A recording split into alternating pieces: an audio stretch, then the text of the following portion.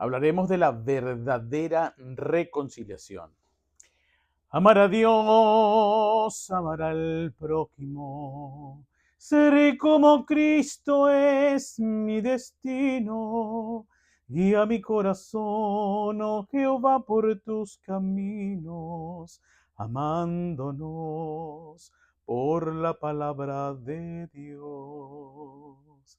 Hola, soy tu servidor en Cristo, Eric Martínez, y esto es Amándonos por la palabra de Dios. Alabemos al Señor. ¿Qué le parece si vamos por la revancha del último cántico que Dios me entregó? La última vez tenía que leerlo porque no lo recordaba muy bien. Espero recordarlo esta vez. He puesto mi socorro sobre uno que es poderoso. Mi mano está siempre con él. No será sorprendido, quebrantaré a sus enemigos. Mi verdad y misericordia siempre estarán con él. Jesús, tu descendencia será para siempre. Mi pacto perpetuo contigo será. Jesús, tú eres mi hijo, el más excelso de los reyes. Tu trono permanecerá. Tráeme a mi descendencia con la que quiero estar. Ve a buscar a las ovejas de mi redil. Contigo está mi complacencia, junto a ti toda mi herencia, que he preparado para un pueblo amado que libertarás. Tráeme a mi descendencia con la que quiero estar. Ve a buscar a las ovejas de mi redil. Contigo está mi complacencia, junto a ti toda mi herencia, que he preparado para un pueblo amado que libertarás. Aleluya. Gloria a Dios. Gracias, Padre, por este tiempo en que puedo compartir tu palabra santa. Ayúdame a discernirla por medio del Espíritu Santo. Que no sea yo, Señor, acalla mi voluntad, mis opiniones. Y sé tú propicio para los hermanos, los amigos y todo el pueblo que hasta ahora te va a escuchar por medio de tu palabra y tu disertación. Bien, la verdadera reconciliación. Y voy, como siempre, a exaltar la palabra de Dios. Y voy a ubicarme en la segunda carta a los Corintios, en el capítulo número 5. Y comenzamos desde el verso 17, un verso muy conocido y a veces mal entendido, pero a ver qué nos ayuda hoy el Señor con esto y con todos los demás que atañen al tema principal de este día. Verso 17 del capítulo 5. De modo que si alguno está en Cristo, nueva criatura es. Las cosas viejas pasaron, he aquí, todas son hechas nuevas. La pregunta es, ¿estás tú, estoy yo, en Cristo? Estoy. Habla de una permanencia, de una unión actual, de una relación o una unión perfecta bajo el calor de su presencia eterna. ¿Estoy en Cristo? ¿Tú estás en Cristo de esa manera? Pues entonces no serás una criatura nueva. Eres ya una criatura nueva. Y las cosas viejas para esa criatura nueva que Dios ha hecho por su voluntad, que ha hecho nacer de Dios en espíritu, dice que para esas criaturas nuevas Las cosas viejas pasaron, quedaron atrás. Y ahora, con Cristo, que te hace nuevo en Él, todas las cosas son hechas nuevas. Yo quiero acentuar algo que dice la Escritura. Las cosas viejas pasaron. He aquí. ¿Cuándo? ¿Las cosas nuevas serán en el futuro? ¿Están por venir? O la Escritura nos dice muy claramente, aquí. ¿Aquí cuándo? Ahora, en este lugar, en el que es una criatura nueva. Así que las cosas todas son hechas nuevas. ¿Para quién? ¿Para todos? No, no.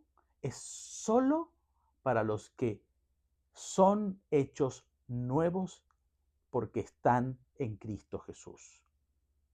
Por eso es imposible que todos al unísono, me refiero a los que han recibido y creen en Cristo y a los incrédulos que no han recibido a Cristo, sabiendo que hay dentro también de la iglesia de Jesucristo incrédulos, pero me refiero a los que nunca han considerado acercarse a Cristo, todos vamos a ver al mismo tiempo la novedad que es en los que solamente puede observar los que han nacido de nuevo. No, es un privilegio exclusivo para los que son nuevas criaturas. Entonces, el que no es una nueva criatura, el que las cosas viejas todavía están tocando a su puerta y algunas todavía están gravitando en su día a día, viviéndolas, es evidente que para estas personas todas las cosas no son nuevas, no son hechas nuevas. Es una hechura nueva dada por Dios para esa persona. De tal forma que, repito, no es algo que todos van a certificar, no es algo que todos van a conocer, no es algo que todos van a ver. Y aquí está el problema, porque muchas personas siguen esperando ver con sus sentidos naturales, con sus ojos naturales, oler, oír cosas nuevas. Pero como sus sentidos naturales no le permiten ver la nueva hechura de Dios, ellos niegan que las cosas para los que han nacido de nuevo son nuevas. Por eso es difícil a veces explicarle y hacerle entender a personas que ya todas las cosas fueron hechas nuevas, inclusive cuando dice la palabra, he aquí ahora, no en el futuro, he aquí ahora para los que han nacido de nuevo, todas las cosas son hechas nuevas. Cuando el Señor de forma muy clara dice, todas las cosas son hechas nuevas, le pregunto, ¿acaso queda excluido alguna cosa? No, todas las cosas, pero no para todo el mundo, sino solo para los que han nacido de nuevo. Todas las cosas son hechas nuevas. Esto incluye que entonces los cielos y la tierra fueron hechas nuevas ya, pero es para los que han nacido de nuevo y se le aperturan sus ojos espirituales. Tiene un entendimiento diferente a la del hombre viejo que quedó atrás, porque todo lo viejo, incluyendo su manera de entender la creación, quedó atrás para percibir para entender mejor, cuidado con esta percibir, de esta autopercepción que hoy está de moda, sino que ya entiende porque ha recibido de Dios una renovación de su mente y el permitirle introducirse en un reino espiritual en donde ya se puede mover. Solo los que entran en este reino de forma espiritual son los que pueden ver y navegar y sustentarse sobre el entendimiento verdadero de cielos nuevos y tierra nueva. Porque todas las cosas, nada quedó excluido, solo para los que han nacido de nuevo, todas las cosas fueron hechas nuevas. Y yo no espero y el Señor sabe que Él no espera que quien no ha nacido de nuevo por mucho que diga, no, ya yo nací de nuevo, jamás si no tiene la renovación de su mente y la impregnación del Espíritu, el verdadero nacimiento del agua y del Espíritu, no porque otra persona te dijo, ya tú eres una nueva criatura. Pues no es ninguna persona que va a certificar o a confirmar si realmente naciste de nuevo. Es solamente lo puede certificar y sabe cuánto es el tiempo de este nuevo nacimiento el autor y consumador de la fe, que es Jesucristo. Solo a los que Él le ruega al Padre, el Padre envía el Espíritu Santo. El Espíritu Santo te hace nacer de nuevo, te hace ser un ser totalmente diferente al anterior, nuevo. Y empieza, además de esta novedad de vida, un nuevo crecimiento, que es la santificación, es la progresión, la transformación, hasta parecerte cada día más a aquel que te llamó y que te asió a Él, te introdujo en Él, Cristo Jesús. Solo para los que han nacido de nuevo, los que siguen percibiendo todas las cosas bajo el entendimiento intelectual, racional de la mente del hombre viejo, de la ciencia, de sus propias opiniones. Aquel que sigue queriendo certificar las cosas de Dios con sus ojos naturales y con los sentidos, lo siento mucho, no ha entendido que la vida en Cristo ya no se percibe como antes. Pues quise comenzar por este verso, porque este verso explica muchísimo de qué se trata la reconciliación. Se trata de ser totalmente nuevos, diferentes al anterior y percibir toda cosa nueva que Dios ha traído a nuestra vida. Cosa que ojo no vio, ni oído oyó, ni ha subido al corazón del hombre son las cosas que Dios ha preparado para los que le aman. Y estos que le aman son los que van a nacer verdaderamente del agua y del Espíritu, y es cuando toda esta novedad de ojos espirituales, oídos espirituales y un nuevo mover en un corazón ya circuncidado por el Señor, es que va a cambiar la percepción totalmente o el entendimiento de las cosas, tanto celestiales como terrenales. ¿Por qué toqué este tema? Repito, porque tiene que ver con la reconciliación. Y quiero, basándome aquí, en traer como lo haría Jesús, una comparación. A ver, supongamos que hay un matrimonio que tuvo desavenencias o problemas de infidelidad o de diferencias de caracteres, etcétera. Por cualquier motivo, se divorciaron, se separaron. Lo ideal en el corazón de Dios y realmente en el corazón de todos quienes aman a esa pareja es que ellos un día se reconcilien. Pero la pregunta es, ¿en qué condiciones se deberían reconciliar?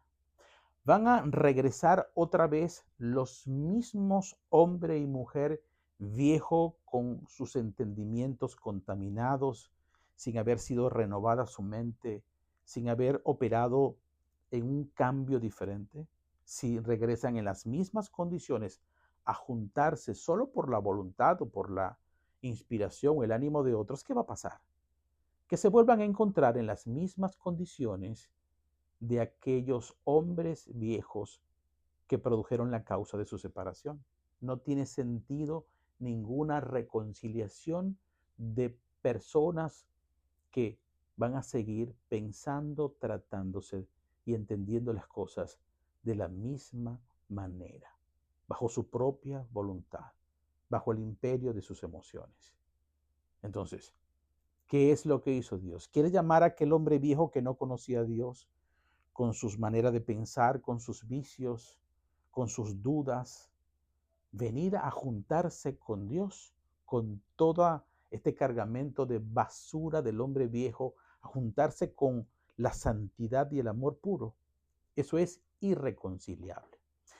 Así Dios te dice, para que opere y funcione una verdadera reconciliación, primero debe operar una renovación, un nacimiento nuevo que le permita a la persona, al acercarse a Dios, tener un corazón preparado, una tierra abonada, lista para que el Dios que los llamó haga una obra fructífera y a su vez Él pueda producir mucho fruto y permanezca reconciliado con su Padre que siempre lo buscó.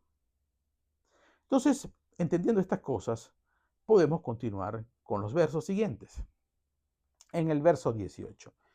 Y todo esto proviene de Dios. ¿Qué proviene de Dios? Todo eso de nacer de nuevo, de que Él se va a encargar de que el hombre viejo quede allá muerto y sepultado en el pasado, de que todas las cosas con Dios van a ser nuevas, todas, no hay nada que quede igual, todo tiene que ser modificado con Dios.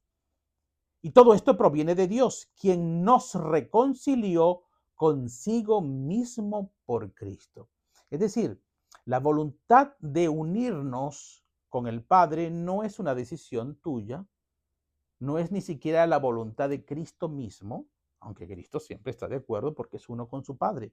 Pero la Escritura nos muestra que es el Padre el que quiso Él, por el puro afecto de su voluntad, reconciliarse con nosotros. Él mismo, yo quiero que ellos se reconcilien conmigo, los amo, los deseo, quiero que estén conmigo, siempre han sido míos, yo los creé, yo los conozco, son míos y los quiero a mi lado, porque tengo cosas maravillosas preparadas para ellos. Entonces, esta idea de reconciliarse no es del hombre, es del mismísimo Dios. Repito, porque así lo quiso, por el puro afecto. Esto te da a entender la importancia que revestimos nosotros, su creación, en el corazón del Padre. A tal punto que, como dice la Escritura, consigo mismo por Cristo, que utilizó a su arma espiritual, a su descendencia más preciosa, a lo más puro que Él tiene, que es su propio Hijo. ¿Saben que, comentando este asunto, saben que cuando ustedes tienen que hacer, por ejemplo, un negocio, prestar un servicio, que ustedes saben que es de gran valor, gran importancia para ustedes o para proyectar un futuro mucho más grande y mejor en sus vidas, hay cosas que ustedes no se las van a dejar que la realice cualquier persona. No, deja al trabajador tal, al empleado tal que haga eso. No, no, no, no, no. Cuando se trata de algo muy valioso, decimos, no, yo me encargo personalmente de eso. O escojo a lo más preciado, a lo más pulido que yo tengo, como hizo Dios, a Jesucristo, porque somos tan valiosos que no le encomiendo esa tarea a cualquier otro ser creado en los cielos, ni en la tierra, solo a su Hijo precioso, a su unigénito Jesús, para que entiendas cuánto te ama el Señor. Y nos dio el ministerio de la reconciliación. Aquí esto de que nos dio, está hablando Pablo como apóstol de la iglesia de Jesucristo, y él dice que Cristo muere, resucita, entra en gloria, su espíritu se reparte y viene a cada uno de los hijos de Dios por medio del Espíritu Santo, y dice que a nosotros, él se enuncia como apóstol, se nos dio el ministerio de la reconciliación. A nosotros. Cristo nos dio junto con nosotros, es Él trabajando con nosotros, en nosotros, quienes desarrollamos este ministerio. Ministerio significa un servicio que le prestamos a Dios. Es una profesión nuestra el servirle a Dios, ¿cómo? Sirviéndole a los demás, llevando la vida a los demás, llamando a los demás en el nombre de Jesucristo que vengan a reunirse, a reconciliarse, pero no les repito de cualquier manera, sino como nuevas criaturas. Y para eso sabemos que Cristo en la cruz nos limpió, nos redimió de todos nuestros pecados para poder estar aceptos delante del Padre como sin pecados. Entonces, sin pecado alguno. En el 19, ya he afectado un poquito la garganta. que Dios estaba en Cristo, es decir, el Padre estaba en Cristo reconciliando consigo al mundo, no tomándoles en cuenta a los hombres sus pecados. Y nos encargó a nosotros la palabra de la reconciliación. Este proyecto eterno de Dios de reconciliar al mundo con Él comenzó exactamente con Cristo Jesús aquí en la tierra, llamando al arrepentimiento y a la conversión. La conversión es esto: dejen lo viejo atrás y conviértanse a Dios, entréguense en sus manos por medio de mí, por medio de la fe, dice Jesús, en mi nombre, en mí que soy el pan de vida que bajó del cielo, su Hijo amado. Y entonces él dice, para ese reconciliamiento Jesús no nos miró, no, yo no me voy a reconciliar con ese poco de pecadores, mira, violadores, mentirosos, eh, adúlteros, fornicarios, fraudulentos, chismosos, maldicientes. Si Dios no hubiese mirado en nuestra verdadera condición, dice, no, que se pierdan. Pero no, Él dijo, yo quiero que ellos vengan y estén conmigo. Y para eso, yo mismo, ni siquiera ellos pueden limpiarse de sus pecados. Yo mismo voy a encargarme de ir, enviarle a mi Hijo, limpiarlos de pecado, pagar la deuda de ellos, no tomarles en cuenta sus pecados por gracia, por misericordia. No les voy a dar el pago que ellos se merecen, sino les voy a dar otra cosa. Les voy a dar vida, les voy a dar amor, les voy a dar el rescate a través de uno que es poderoso, mi Hijo amado Jesucristo. Y así los traigo a mí. Y dice Pablo que a nosotros, el líder de la reconciliación encomendada por Dios, ese liderazgo lo tiene Cristo. Y a nosotros nos dio la palabra de la reconciliación. Y nos encargó a nosotros la palabra de la reconciliación. Y va a hablar de esto. Así que somos embajadores en nombre de Cristo, como si Dios rogase por medio de nosotros. Os rogamos en nombre de Cristo, reconciliaos con Dios. Y fíjense cómo el Espíritu Santo ordenó estas palabras en el corazón de Pablo. Nos dice, somos embajadores de Cristo. Es decir, somos representantes celestiales aquí en la tierra. Y esa es una de las razones de por qué fuimos enviados, creados desde antes de la fundación del mundo, y en el tiempo escogido por Dios nos envió a la tierra. Y para ejercer este ministerio tuvo que despertarnos de sacarnos de nuestra falsa identidad, de las tinieblas, para entender quiénes somos y a quién le debemos servir y a quién debemos adorar. Y este trabajo de rescate lo hizo Dios a través de Jesucristo, para convertirnos hoy en embajadores aquí en la tierra de la voluntad de Dios, de un reino espiritual que está en los cielos y que ya vino y se estableció en la tierra. Porque así como un país tiene embajadas y se instalan edificaciones de esa nación extranjera en un país, el territorio de esa embajada es territorio considerado un territorio del país al cual pertenece esa embajada. Igualmente, si nosotros somos embajadores de Cristo aquí en la tierra y tenemos la palabra de la reconciliación, pues significa que el reino de Dios, además de otras formas que la podemos explicar en otro momento, habla de que el reino de Dios ya está entre nosotros. Pues no podemos ser representantes de un reino que no esté en la tierra. Somos nosotros la gloria de Dios y la de Cristo aquí en la tierra, manifestando su reino como sus embajadores, llevando la palabra de la reconciliación. ¿Cuál es la palabra de reconciliación? En forma de ruego, dice, como si Dios rogase por medio de nosotros. Fíjense que dice como si Dios rogase.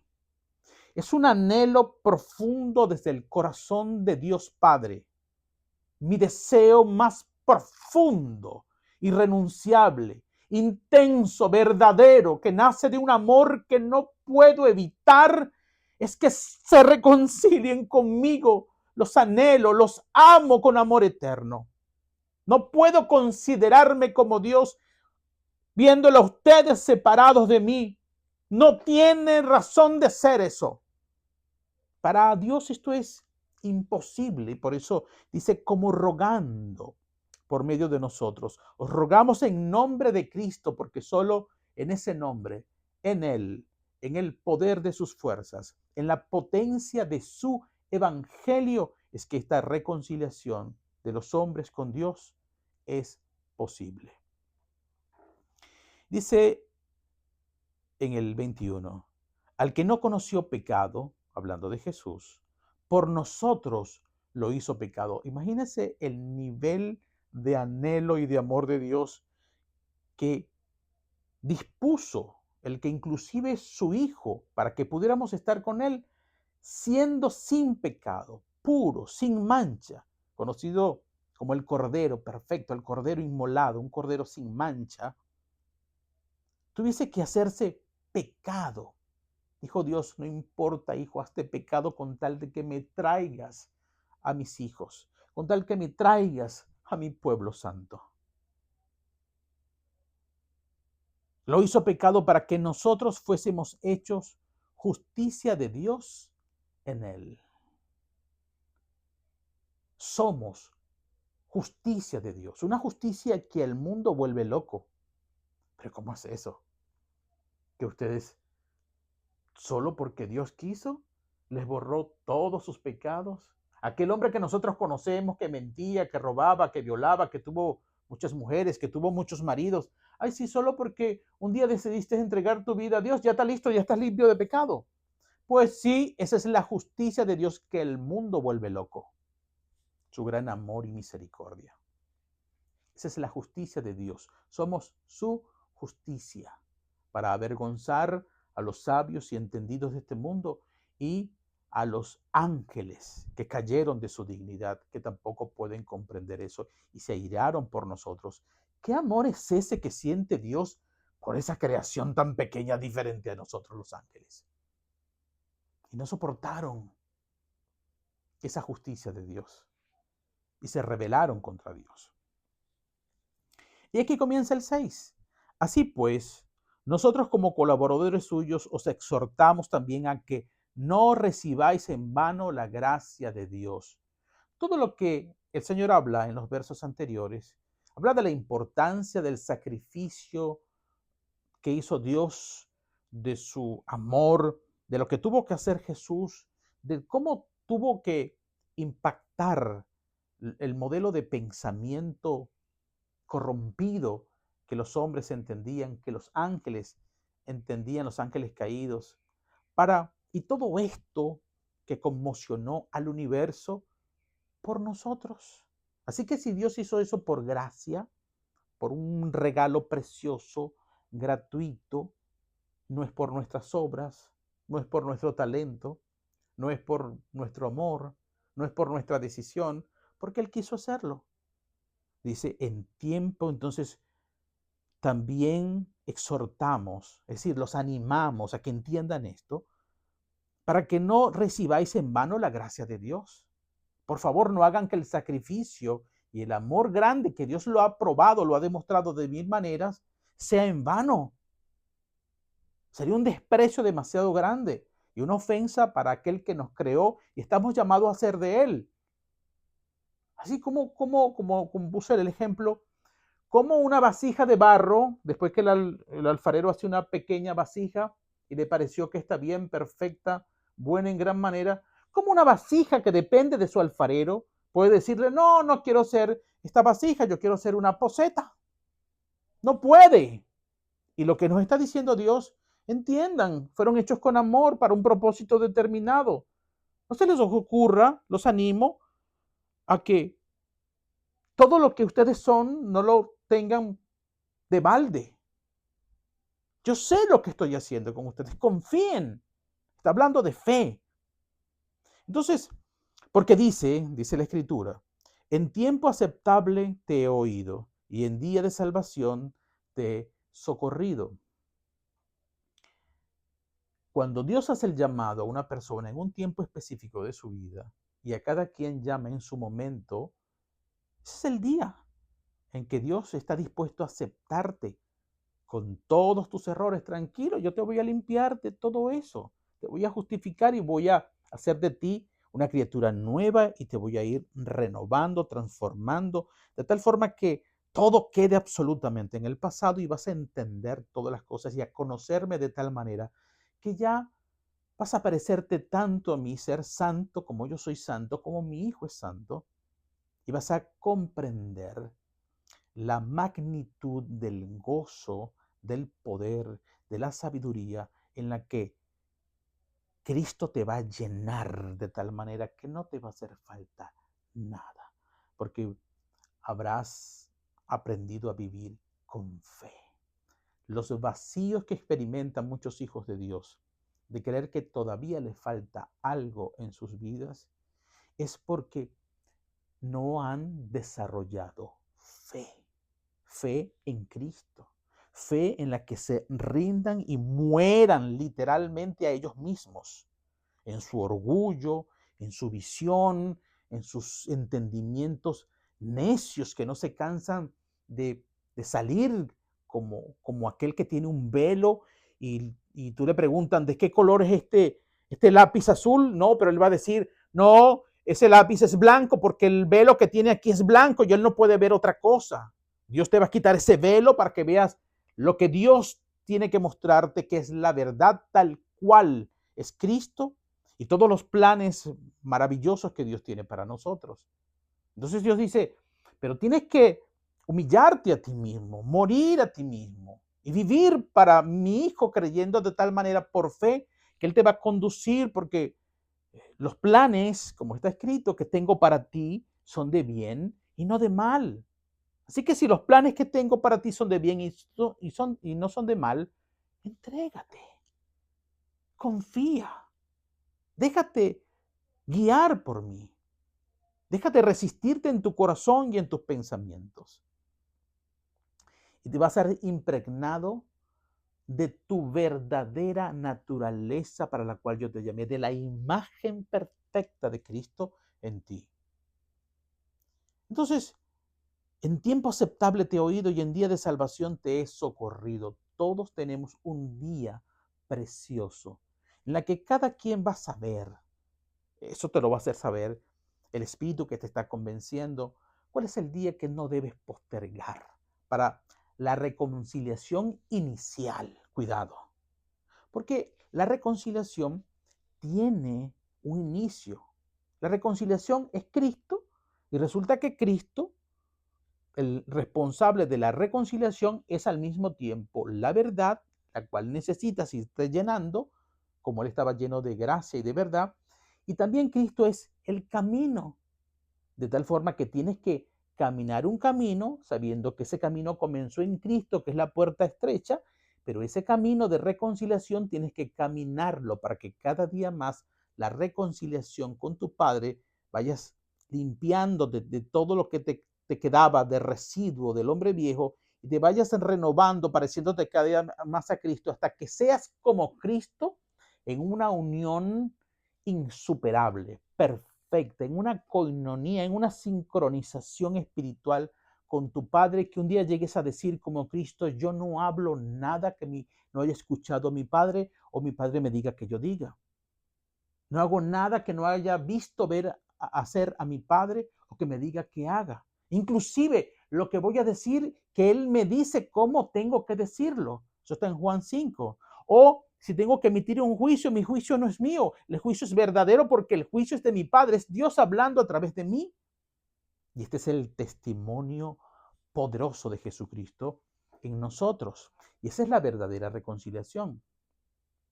Ahora, esto pasa no solamente por fundirse de esta manera a semejanza de Cristo, quien actúa en nosotros para que seamos como Él es santo, sino que además esto tiene un aspecto que está unido a esto. Y es lo que Cristo nos enseñó.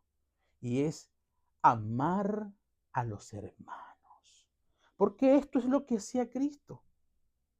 Cristo no se avergonzaba de llamarnos hermanos a sabiendas que era el Hijo de Dios y que siempre ha estado en una gloria de la cual se despojó por un tiempo para estar entre nosotros.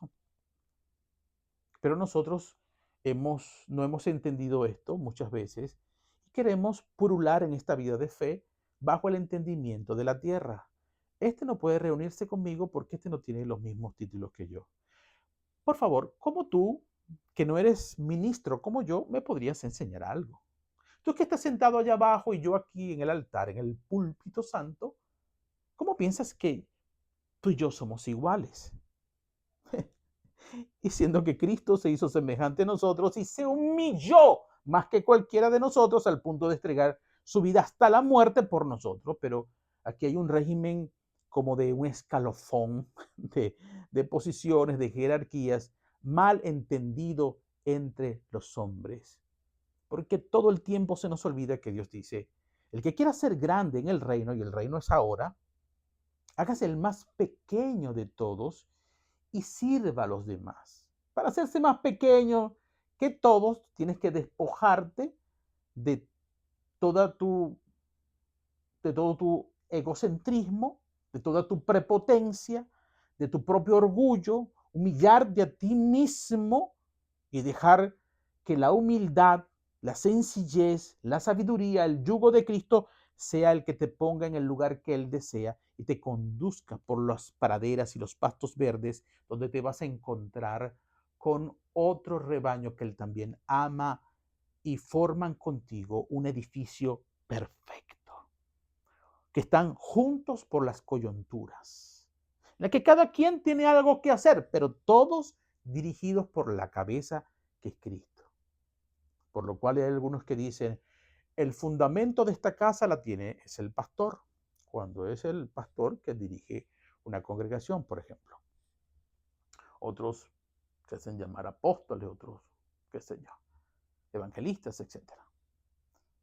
Y entonces, desde esta posición piramidal, egipcia, suprema, faraónica, así quieren tratar a los demás. Esto es un error. Ni siquiera lo hizo Cristo, se puso un paño aquí y le lavó los pies a sus siervos para que entendieran cómo se mueven las cosas en el reino. Porque el amor a los hermanos solamente es factible cuando tú eres a semejanza de Cristo en su imagen. Por eso él dijo, un mandamiento os doy, ámense los unos a los otros. ¿Pero cómo? ¿De cualquier manera? Pues no, él lo dijo. La palabra es completa. Ámense unos a los otros como yo, puso la referencia, puso el norte, puso las condiciones, puso los límites. Como yo los he amado a vosotros, a ustedes. Este es el nuevo mandamiento que sigue siendo nuevo. Y le llamó mandamiento nuevo para que entendamos que todos los días debemos recordarlo como algo que siempre Dios nos pide como algo nuevo al despertarnos. Y es como yo. Entonces tenemos que ver a Cristo y conocerlo en la plenitud de lo que Él es, de lo que Él fue y de lo que Él quiere que seamos con Él. Por ejemplo, en Mateo capítulo 5, hablando de Jesús y la ira, Él decía, si tú me traes a mí una ofrenda, dice Dios, yo no te la voy a recibir. ¿Por qué, Dios? Si estamos reconciliados tú y yo, pues esa reconciliación conmigo no funciona así.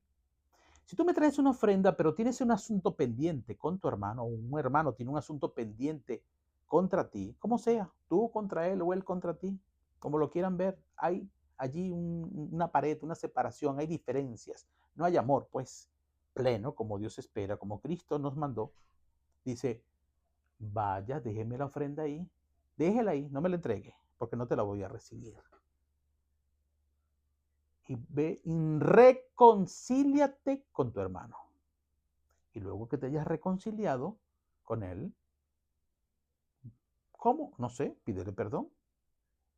Devuélvele lo que le quitaste. Algo vas a hacer en mi justicia. Yo soy justo y tienes que restituir la justicia. Porque mi trono, dice Dios, está fundado sobre cimientos de juicio y de justicia. Y yo no tolero las injusticias. Usted no hace justicia, yo hago un juicio para restablecer la justicia. ¿Tú no quieres que haga un juicio contra ti? ¿Te va a doler en tu injusticia? ¿No quieres? Vaya y reconcíliese con su hermano. Y yo, el juicio de disciplina contra ti no va. Porque vi que te pareces a mi hijo y no te cuesta por amor a él pedirle perdón o hacer la justicia que corresponda. Entonces, después que hagas justicia, te reconcilies. La reconciliación es la justicia de Dios en acción entre los hombres, aquí entre los hermanos. Entonces vienes y me entregas tu ofrenda. La reconciliación con Dios pasa y se demuestra entonces cuando amamos a los hermanos. Estamos reconciliados con los hermanos, como está en la primera carta de Juan. Teniendo comunión los hermanos unos con otros, inclusive amando a nuestro prójimo. Es más, mucho más habla de una reconciliación que supera las expectativas de este mundo. Es que el reino de Dios no es cosa de este mundo. Por eso tenemos que ser diferentes a los fariseos. Si vosotros no andáis, si no son diferentes, si su justicia no es diferente a la de los fariseos y los escribas, no son dignos de mí. Así que mucho más ahora, si vuestra justicia no es superior a la de este mundo, no son dignos de mí. Por eso, en mi reino, yo les digo, amen hasta sus enemigos. Salúdenlo cuando sea digno de saludar, o sea, cuando tengan que saludarlo. Porque qué virtud hay en que ustedes saluden solo a los que los aman ustedes o que amen solo a los que los amen. Eso no hay virtud en el mundo, en la gente de este mundo, en la gente que no me conoce, dice Dios. Eso lo hacen también entre ellos. Narcotraficantes que se tienen afecto uno con otro. Ladrones que tienen una lealtad entre ellos increíble, más fuerte que la entre los hermanos. No, no, ustedes son diferentes. Yo quiero que hasta sus enemigos ustedes amen. Entonces, la reconciliación con Dios no es posible si no vivimos una vida de amor con los hermanos y un amor no de cualquier manera. Así como está en el cántico mío y como está en la palabra que ya la vamos a compartir. Amor a la manera de Dios. En el cumplimiento de sus mandamientos, que es la guía como debemos amar a los hermanos. Para evitar los desvaríos de las emociones y de los entendimientos torcidos que nosotros creemos comprender o que otros en sus inspiraciones privadas nos enseñan. Por los mandamientos que es la escritura profética más segura. ¿Saben que cuando yo hace rato meditaba en esta palabra, el Señor me traía una imagen como en el mar? O sea, yo no la he visualizado personalmente, pero sí he visto en programas científicos, me mostraba así, como un cardumen, ¿ve? En el mar. Muchos pececitos que nadaban en la misma dirección sincronizados, como que una fuerza invisible los dirige. Y aunque cada uno en lugares diferentes cumplían funciones diferentes, todos tenían, como dice la escritura, un mismo sentir, un mismo Señor, una misma dirección, un mismo espíritu. Impresionantes. Así me mostraba el Señor cómo quiere ver a su pueblo santo, a la iglesia de Jesucristo. Y esto va mucho más allá de reunir denominaciones diferentes y que trabajen juntas en un proyecto, o una reunión de pastores, cada uno con su pequeño mundo en la cabeza, con sus pequeños reinados. No. Dirigidos por la palabra y por el Espíritu y movidos por el amor de Dios, que es el único con el cual nos podemos encontrar y manifestar el amor hacia nuestros hermanos. La reconciliación, entonces, con Dios y con los hermanos permite el cumplimiento de aquella oración que en Juan capítulo 17 Jesús hizo a nuestro Padre sobre la unidad perfecta. Padre, yo te ruego que ellos estén donde yo estoy. Te ruego que ellos estén en mí y yo en ti. Si ellos están en mí y yo en ti, estamos todos unidos, reconciliados. Ellos no se van a extraviar, conocerán nuestros propósitos, sea que estén presentes o ausentes de mí, todos van a querer agradarte, Dios, porque te conocerán, tienen el carácter forjado ya como criaturas nuevas y maduras, y todos te honrarán y glorificarán tu nombre de forma armonizada, aunque cada quien esté en los propósitos que le asignaste a cada uno en Cristo Jesús desde antes de la fundación del mundo. Pero ellos, gracias a Dios, se encontraron con su identidad y con su propósito armonizado con todos los demás hermanos. En una iglesia fuerte, unida, y no como ahora, estruendosa y horriblemente dividida en tantas denominaciones y con muchos cuchillos de divisiones, de doctrinas y de entendimientos diferentes. Al hablar del amor por los hermanos, quiero leerles y terminar así, honrando la palabra, en la primera carta de Juan, en el capítulo 3. Nosotros sabemos que hemos pasado de muerte a vida. Habla de un nacimiento, de una criatura nueva, de resurrección, del inicio de la reconciliación, el inicio del camino. Nosotros sabemos que hemos pasado de muerte a vida, en que amamos a los hermanos. Ahí está la prueba. Esa misma valoración no solamente la sabemos nosotros, es que la sabe Cristo. Cuando Él ve que nos amamos, este realmente ha nacido, es otro. Pasó de la muerte en que antes criticaba a todo el mundo, le negaba oportunidades a los hermanos, le ponía la patica, le tenía miedo, lo veía con intimidación. No, este me quiere quitar mi ministerio. No. Este si lo ven predicando, van a saber que predica y conoce la palabra mejor que yo. No, ni lo dejen, ni que se me acerque, ojalá se vaya. Santo Dios. Entonces, ¿en qué amamos a los hermanos? ¿En qué sabemos que hemos pasado de muerte a vida? En que amamos a los hermanos, que es un mandamiento de Cristo. El que no ama a su hermano permanece en muerte. Los muertos no se reconcilian con Dios, porque Él no es Dios de muertos, sino de vivos. ¿Y a qué muerte se refiere Dios? A alguien que no ama a sus hermanos. Y no amor de boca. Hermanito, te amo, Dios te bendiga, hermanito. Pero sí, pero necesito una capa, tengo mucho frío. Ay, que Dios te bendiga, voy a orar por ti, hermanito. O hermanito, ¿qué te parece si nos reunimos y compartimos? Bueno, buena idea.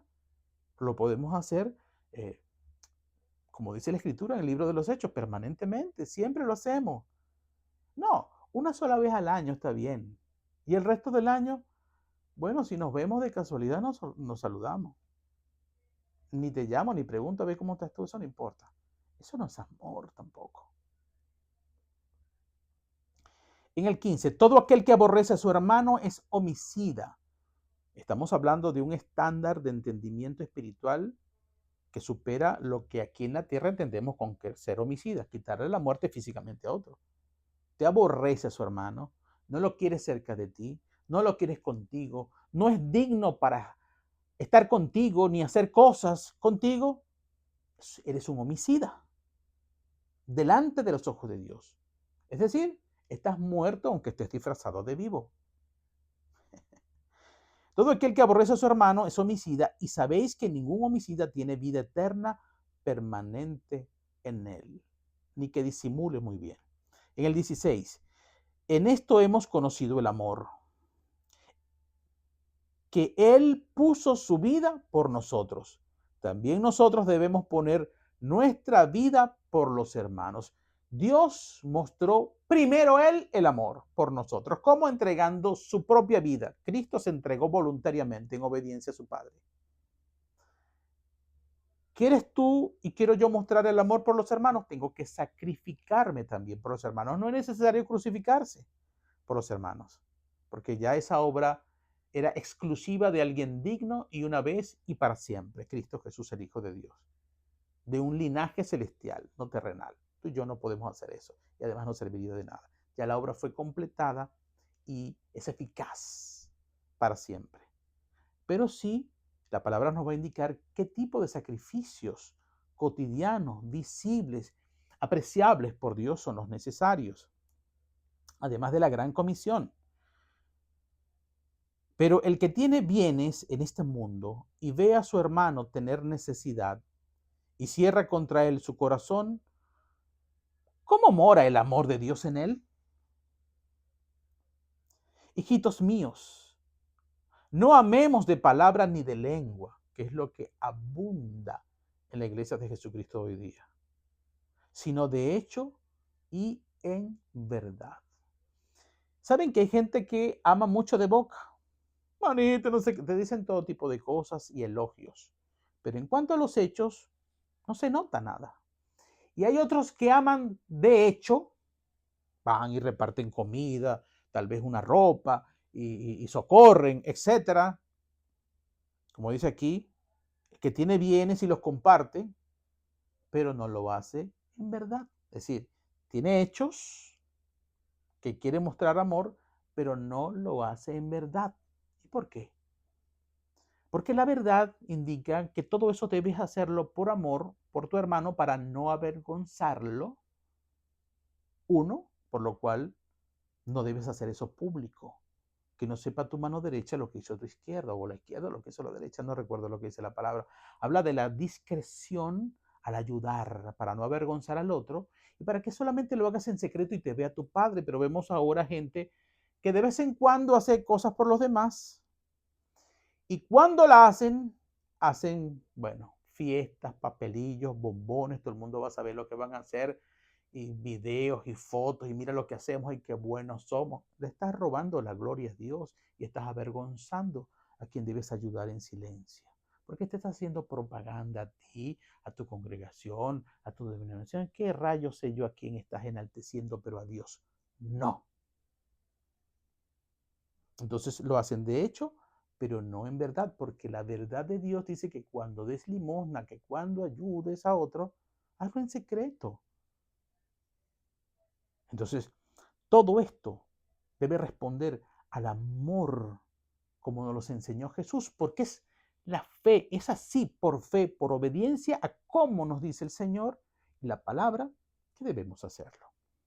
Así que reconciliación con Dios pasa y se demuestra por una reconciliación genuina con los hermanos. De lo contrario, somos mentirosos delante de Dios, porque el que diga que ama a Dios, pero aborrece a su hermano, el tal es un mentiroso, dice la palabra de Dios. Así que no seamos como aquel matrimonio que les ilustré, que viene a Dios, pero quiere comportarse como antes de conocer a Dios, y cree que Dios va a tolerar esos niveles de infidelidad y de libertinaje en la que Él ve que entre los hermanos no están reconciliados y se maltratan unos a otros, olvidándose de sus necesidades. Si Dios quiere, viviremos y nos seguiremos amando por la palabra de Dios. Dios les bendiga y Dios les guarde siempre.